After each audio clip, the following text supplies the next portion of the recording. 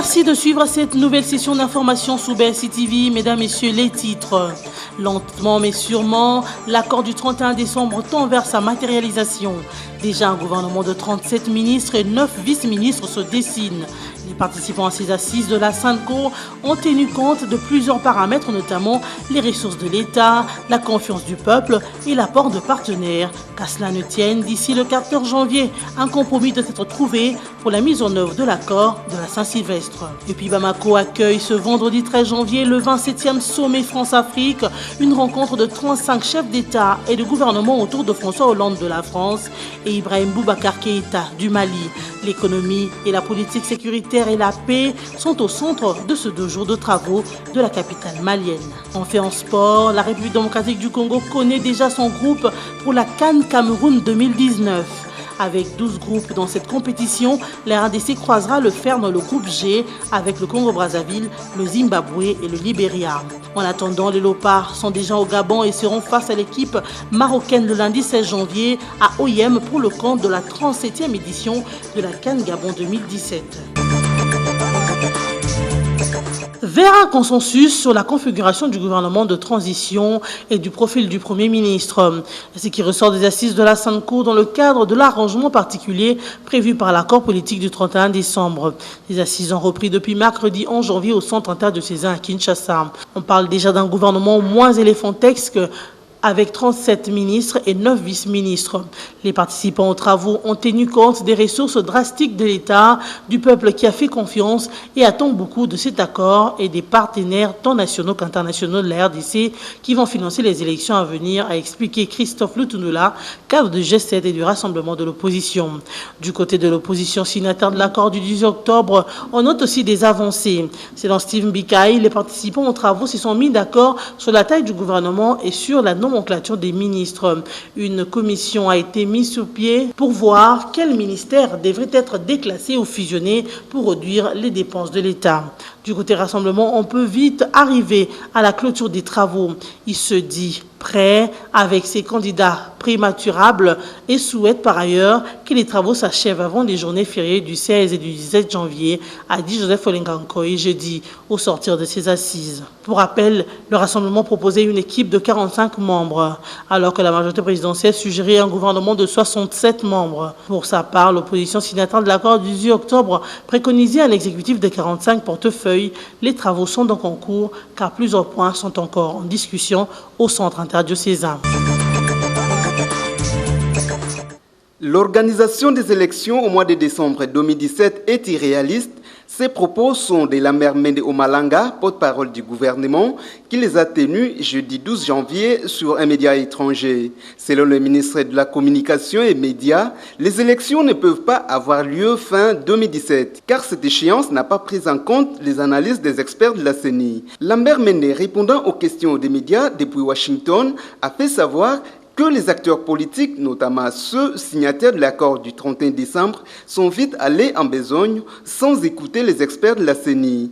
Pour preuve, l'accord de la Saint-Sylvestre n'a pas retenu une date exacte pour les élections. Une façon, selon les ministres, d'idéologiser une question technique, il a fallu, selon lui, écouter les techniciens qui font l'enrôlement et qui se chargent de la diffusion de matériel électoral et qui organisent les élections. Pour ce qui concerne les finances, le porte-parole du gouvernement a fait savoir que le gouvernement de la RDC donnera priorité aux élections qui ont besoin d'1,8 milliard de dollars américains, d'où il faut beaucoup de sacrifices de la part du gouvernement, car le budget de l'État n'excède pas 5 milliards de dollars.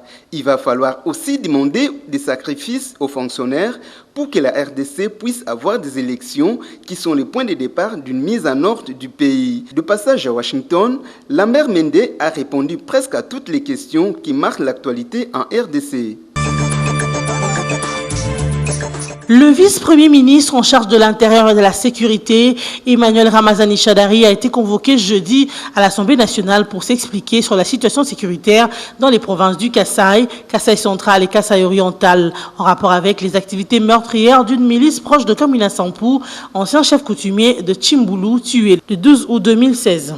Ramazani Chadari devait ainsi répondre à une question d'actualité lui adressée par le député Martin Kabouya Moulamba. Devant le parlementaire, se fiant au bilan fourni par OCHA sur les violences dans les provinces du Kasaï, Kasaï oriental et Kasaï central, qui ont occasionné la mort de plus de 140 personnes à compter du mois d'août de l'année dernière, Emmanuel Ramazani Chadari, ministre de l'Intérieur, annonce pour bientôt la fin du calvaire pour les policiers en poste dans les Kasaï. Cette annonce est une réaction à la prise en cible des policiers par les miliciens du chef Kamwina Sampou les mois derniers. Ramazani Chadari a également annoncé la prise des mesures adéquates pour mettre un terme à l'insécurité sans dévoiler exactement ce qui a été planifié, donc ce qui sera exécuté, une façon de poursuivre la mission de force de l'ordre qui consiste à la protection de la population et de ses biens, une mission qui dépend de son ministère. Avant de se rendre à l'Assemblée nationale, le patron de la sécurité avait déclaré qu'il ne tolérera jamais que les forces de l'ordre soient prises pour des cibles par ces miliciens. Ce qui s'est passé et qui se passe dans les Kasaï, ce ne sont plus des revendications, mais ça va vers le terrorisme, avait-il encore déclaré, avant de confier que des mesures ont déjà été prises pour combattre ces miliciens jusqu'au dernier souffle. Pour rappel, l'escalade de la violence dans les nouvelles provinces issues des anciennes provinces du Kasaï oriental et Kasaï occidental a commencé autour de juillet 2016, lorsque le chef Kamwina Sampou avait décidé de débarrasser le Kasaï central de tous les services de l'ordre, auteur, selon lui, des tracasseries de tout genre contre la population. Depuis lors, l'on assiste à des affrontements violents entre les groupes armés qui se sont constitués en milices répondant aux chefs coutumiers tués et les forces de l'ordre. À ce jour, l'on avance un bilan de plus de 140 personnes tuées, parmi lesquelles ces miliciens et des éléments de la police. L'on compte également d'importants dégâts matériels dans la destruction des maisons. La MONUSCO a déployé environ une centaine d'hommes de la brigade du Sud Kivu qui sont présentement à Kananga pour non seulement assurer la protection des civils, mais aussi assurer la protection du personnel, des installations des Nations Unies et de l'aéroport de Kananga. Telles sont les assurances données par le porte-parole de la MONUSCO, Félix Prosper Basse, le jeudi 12 janvier. Cette annonce est la résultante des affrontements à répétition entre les forces de l'ordre et les miliciens du défunt chef coutumier Kamwina Sampou. À titre d'information, la MONUSCO a aussi mis en place une équipe d'évaluation dont les principaux objectifs sont la détermination des circonstances dans lesquelles toutes ces violences sont perpétrées, les bilans de tous ces combats et ensuite faire un rapport. Il importe de noter que des dizaines de milliers de civils innocents vivant dans ces entités font face à une spirale de violence née des tensions entre les autorités congolaises et le milicien de Kamwina Sampou, a précisé l'agence onusienne. Selon Félix Prosper Basse, ces contingents seront chargés d'assurer l'escorte de l'équipe d'évaluation qui va aussi descendre dans les entités victimes de ces affrontements tels que Tchiboulou et Tchikapa. Le gouvernement Badibanga au secours des sinistrés de Boma depuis hier jeudi 2 janvier 2017. Un convoi de plus de 10 grands camions s'est mis en route pour la ville de Boma dans la province du Congo central. C'est le vice-premier ministre et ministre de l'Intérieur Emmanuel Chadari Ramazani qui a autorisé ce départ sur instruction propre du chef de l'État Joseph Kabila. Ce convoi d'une dizaine de véhicules contient des vivres et d'autres biens de première nécessité. Selon André Paloukou, ministre des Affaires sociales, le nombre de véhicules qui vont en direction de Boma justifie la hauteur de l'assistance du gouvernement Badibanga qui est apportée aux victimes des dernières pluies diluviennes. Il a par ailleurs signifié que cette assistance est une réponse à une première évaluation faite autour du Premier ministre. Sani Badibanga avait donné des instructions et orientations précises pour que les compatriotes de Boma soient secourus, a conclu André Paloukou, ministre des Affaires sociales. Rappelons que c'est dans la nuit du 26 décembre 2016 qu'une pluie diluvienne s'est abattue sur Boma. Plusieurs morts et des dégâts matériels ont été enregistrés. C'est la première fois que la ville de Boma soit inondée de la sorte, avait commenté la société civile provinciale. L'étendue des dégâts serait due au fait que la rivière Kalamou et le fleuve Congo soient tous deux sortis de leur lit suite aux eaux de pluie diluvienne. C'est au terme de l'entretien avec le gouverneur du Nord Kivu, Julien Paluku, que l'envoyé spécial du secrétaire général des Nations Unies pour la région de Grand Lac, Saïd Djinnit, a indiqué que l'ONU est déterminée à résoudre urgemment le problème relatif à la présence en RDC des ex-rebelles sud-soudanais hébergés dans le camp de transit de la MONUSCO. Pour l'envoyé spécial, cela aidera et évitera d'autres tensions entre la RDC et le Sud-Soudan, mais également à empêcher la naissance d'autres tensions dans la région. Notez qu'au total, 631 ex-rebelles sud-soudanais de Riek Machar sont en RDC, dont 531 au camp DDRRR de la MONUSCO à Morunghi, depuis le 3 septembre 2016. Nous avons réitéré notre détermination à travailler main dans la main avec les autorités provinciales et nationales pour trouver une solution à ce problème et soulager cette province et se payer de ce fardeau supplémentaire qu'on ne doit pas imposer au Congo, a notamment dit Saïd Djinnit à Julien Paluku lors de cette entrevue. Le 27e sommet Afrique-France ouvre ses portes ce vendredi 13 janvier à Bamako au Mali. Pendant 2 jours, le vendredi et les samedis, 35 chefs d'État et de gouvernement sont attendus dans la capitale malienne autour des présidents français François Hollande et malien Ibrahim Boubacar Keïta. Un rendez-vous qui fera la part belle de l'économie et le volet politique sera centré sur la sécurité et la paix. Ces sommets seraient également une forme de bilan de la politique africaine de François Hollande qui arrive dans 4 mois au terme de son mandat.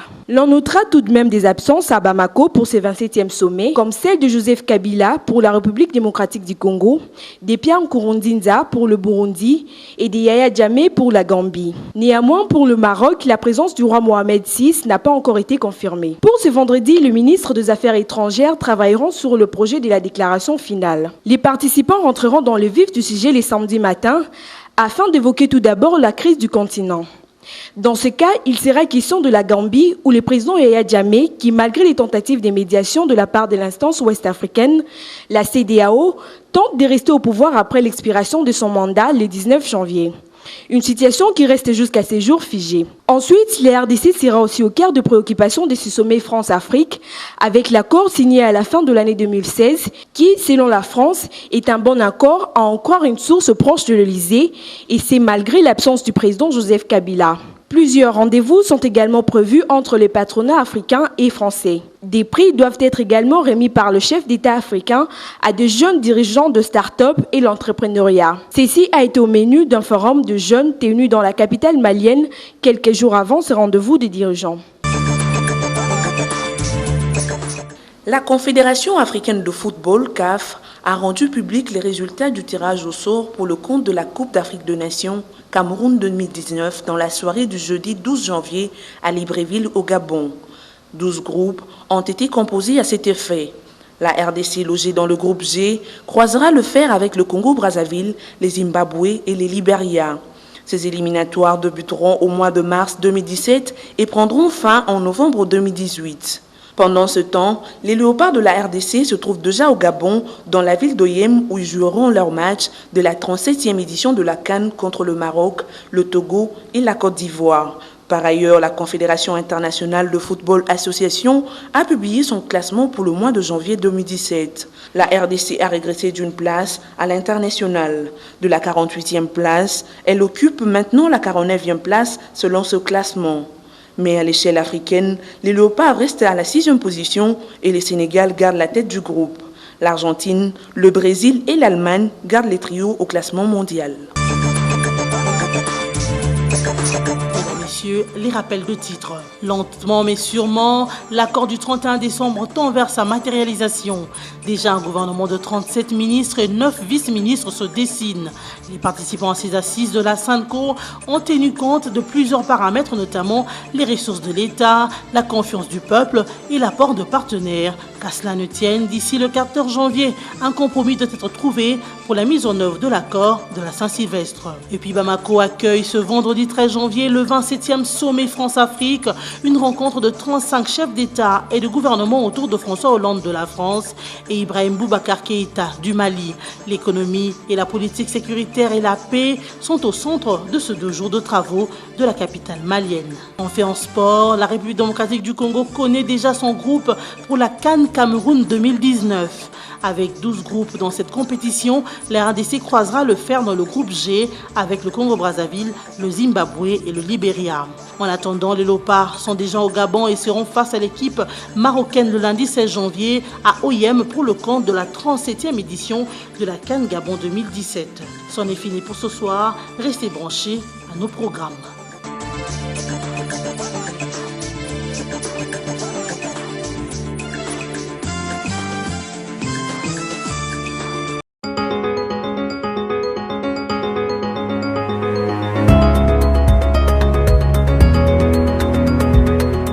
Les discussions autour de la SANCO et les 2 journées fériées du 16 et 17 janvier sont les titres de la plupart des médias en ligne. Mesdames, Messieurs, bienvenue à cette revue de presse. La taille du futur gouvernement, écrit Forum 2As. On en sait un peu plus sur la taille du futur gouvernement. Après de houleuses tractations, les délégués de la majorité du Rassemblement ont convenu que l'exécutif national à mettre en place au terme de l'accord du 31 décembre comprendra 37 ministres et 9 vice-ministres.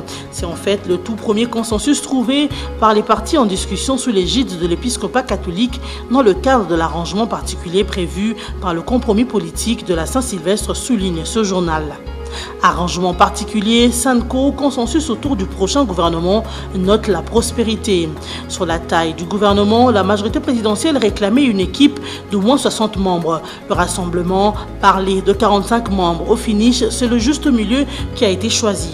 Dans les heures et les 2 jours qui viennent, les différents délégués devront mettre les bouchées doubles pour finaliser la rédaction de l'arrangement particulier consécutif à la nouvelle feuille de route politique.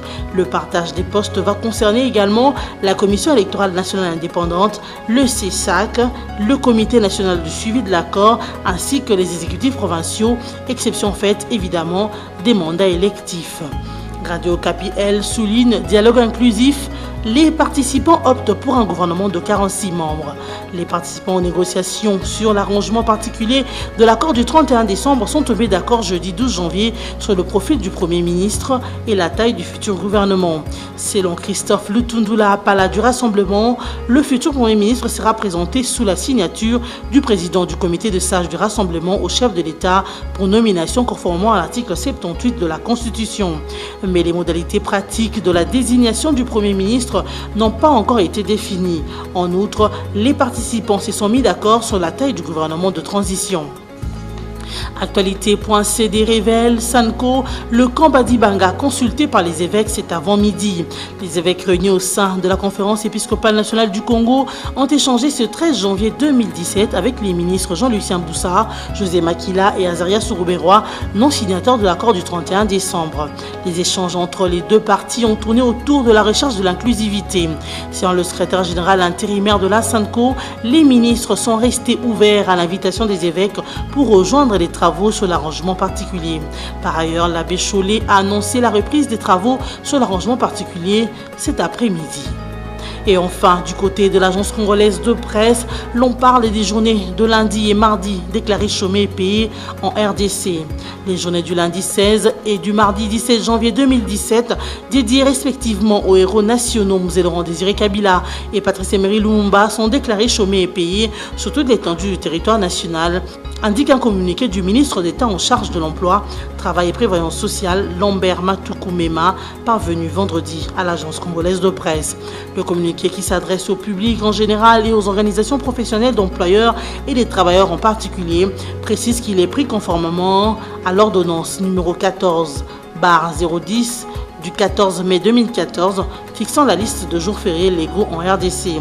Pour commémorer la mémoire de ces 2 grandes personnalités politiques, des offices religieux se tiennent dans différents cultes en RDC suivis, rappelle-t-on, des visites guidées notamment au monument Lumumba situé à la place de l'échangeur à Limité, au mausolée Mzee Laurent Désiré Kabila et à l'ancien bureau de travail du feu le président situé au Palais de Marbre.